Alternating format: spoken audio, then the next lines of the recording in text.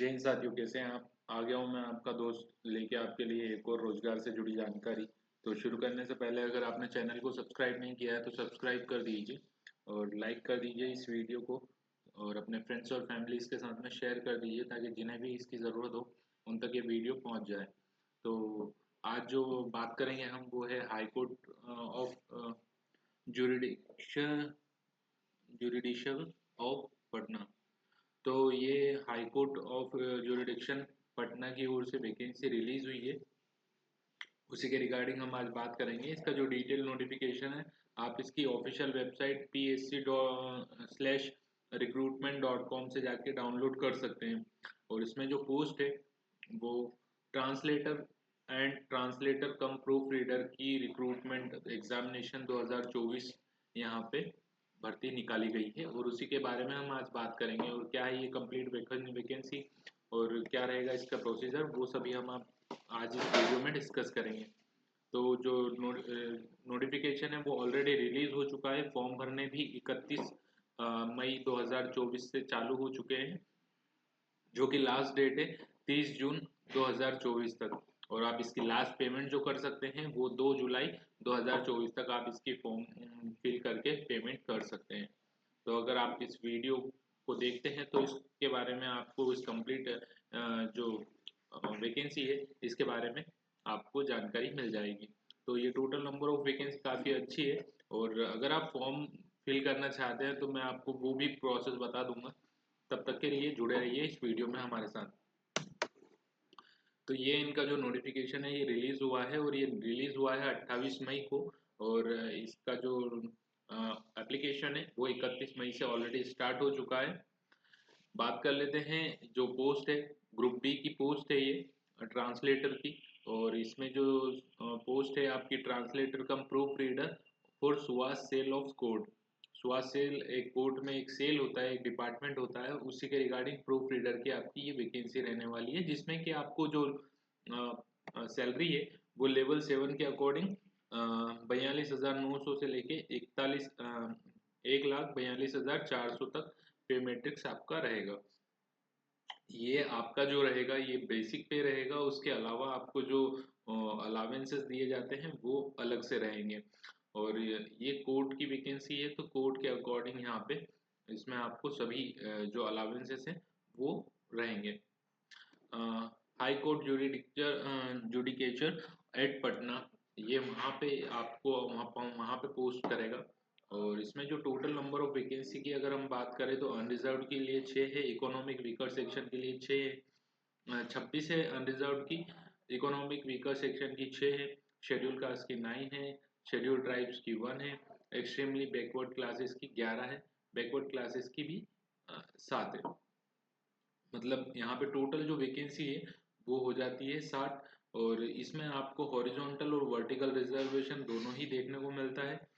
तो ये पोस्ट काफ़ी अच्छी है, पे स्केल भी अच्छा है। अगर आप फॉर्म फिल करना चाहते हैं तो फॉर्म ऑलरेडी फिल होना स्टार्ट हो चुके हैं, तो आप देर ना करें। और आपका अगर सपना है कि हम हाई कोर्ट जैसी संस्था में या फिर जो है किसी संस्था के साथ में काम करें, न्यायपालिका के साथ में काम करें किसी ब्रांच के, तो बिल्कुल आपके लिए एक सुनहरा मौका है। इसमें आपको एलिजिबिलिटी क्राइटेरिया की बात करें तो यहाँ पे आपसे एलिजिबिलिटी क्राइटेरिया इसके लिए कुछ नहीं है, आप सिटीजन ऑफ इंडिया होने चाहिए। साथ ही साथ में आपने अगर क्वालिफिकेशन की अगर हम बात करें तो आपका जो है ग्रेजुएशन होना चाहिए। आपके कैरेक्टर पे या फिर कोई आपका कोई केस वाइज पेंडिंग नहीं होना चाहिए। Marital status a male candidate who has more than one wife alive, मतलब अगर आपकी दो या दो से ज़्यादा जीवित पत्नी है तो आप उसके लिए एलिजिबल नहीं है। बाकी अगर आपका और कुछ इशू नहीं है या फिर कोर्ट केसेस या फिर मैरिटल रिलेशंस खराब नहीं है तो उस कंडीशन में आप इसके लिए एलिजिबल हो जाते हैं। इसकी आयु की बात कर लेते हैं तो आयु की गणना जो रहेगी 18 वर्ष कम से कम आप होने चाहिए और आयु आपकी 1 जनवरी 2006 के अकॉर्डिंग कंप्लीट हो जानी चाहिए।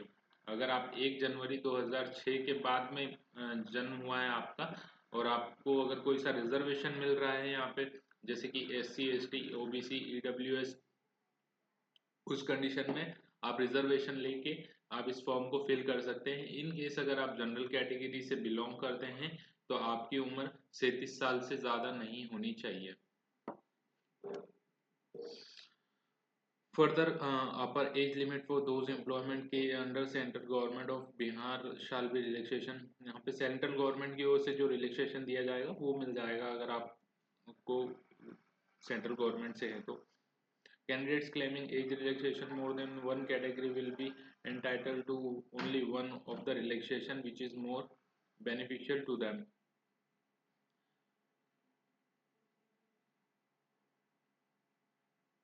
यहाँ पे आपसे रिलैक्सेशन के बारे में इंफॉर्मेशन दी गई है कि relaxation in upper age limit in the virtue of the category SC ST EBC and BC shall be provided the resident of Bihar only. मतलब आपकी जो कैटेगरी का एज रिलैक्सेशन है वो सिर्फ बिहार के कैंडिडेट्स को ही दिया जाएगा जिनके पास में बिहार का डोमिसाइल सर्टिफिकेट अवेलेबल हो।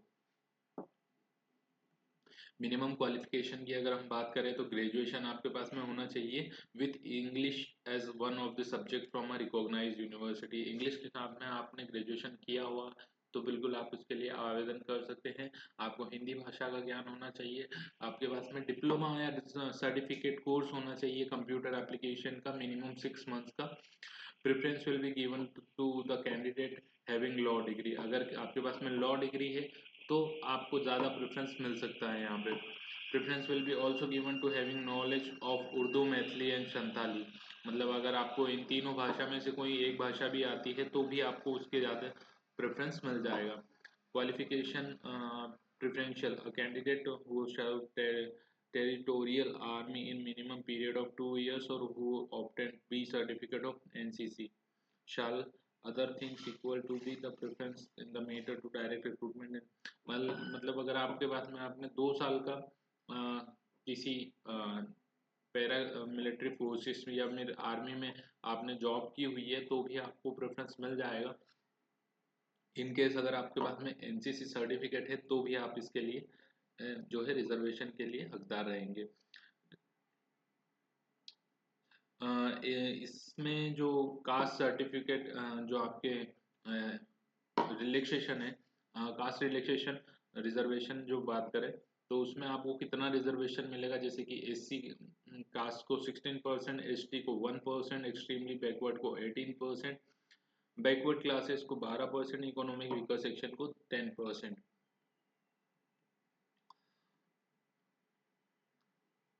यहाँ पे जो वुमेन कैंडिडेट है वो 35% वैकेंसी को फुलफिल करेगी और वहीं पे डिसेबल्ड कैंडिडेट्स जो है 0.4% की जो वैकेंसी है वो फुलफिल करेंगे।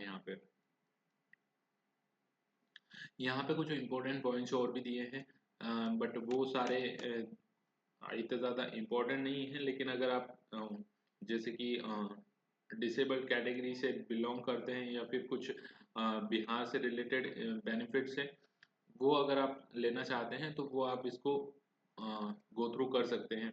मोड ऑफ सिलेक्शन में आपको बता देता हूँ कि इसमें आपको रिटन टेस्ट देना होगा, कंप्यूटर प्रोफिशिएंसी टेस्ट रहेगा जिसमें मिनिमम आपको 20 वर्ड्स पर मिनट की स्पीड से आपको क्वालिफाई करना होगा। उसके बाद में एक इंटरव्यू रहेगा। सो रिटन टेस्ट में आपके मिनिमम 40 मार्क्स होने चाहिए, कंप्यूटर में भी आपके मिनिमम 40 मार्क्स होने चाहिए और 30% आपके इंटरव्यू में होने चाहिए। एग्जामिनेशन फीस की अगर हम बात करें तो आपको ये अनरिजर्व बैकवर्ड क्लासेस EBC या EWS कैंडिडेट है तो 1100 रुपये का अमाउंट पे करना होगा। SC ST OS कैंडिडेट हैं तो 550 रुपये का आपको अमाउंट पे करना होगा। सेंटर ऑफ एग्जामिनेशन की बात करें क्योंकि यहाँ पे बहुत ही मिनिमम सेंटर्स यहाँ पे इनके द्वारा प्रोवाइड किए गए हैं तो आपको वहीं जाके सिर्फ एग्ज़ाम देनी होगी या फिर वहीं पे आप देख सकते हैं, आप दूसरे स्टेट या फिर दूसरी सेंटर की डिमांड नहीं कर सकते। तो यहाँ पे इन्होंने 3 सिटीज़ दी है, पटना, हाजीपुर, मुजफ्फरपुर।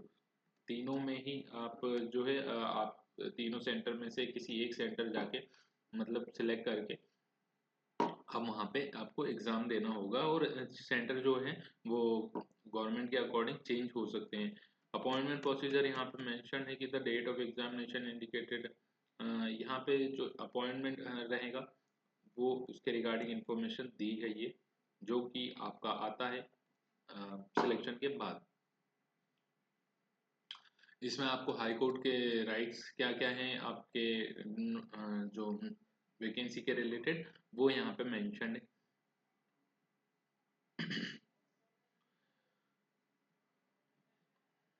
तो यहाँ पे मैं already all the information I have covered. And यहाँ पे आपको क्या क्या डॉक्यूमेंट्स, जैसे कि आपको एग्जामिनेशन जो कंप्लीट डिटेल्स है वो मेंशन करनी होगी। आप एग्जामिनेशन सेंटर पे क्या ले जा सकते हैं, क्या नहीं ले जा देंगे, वो यहाँ पे मेंशन है। उसके अलावा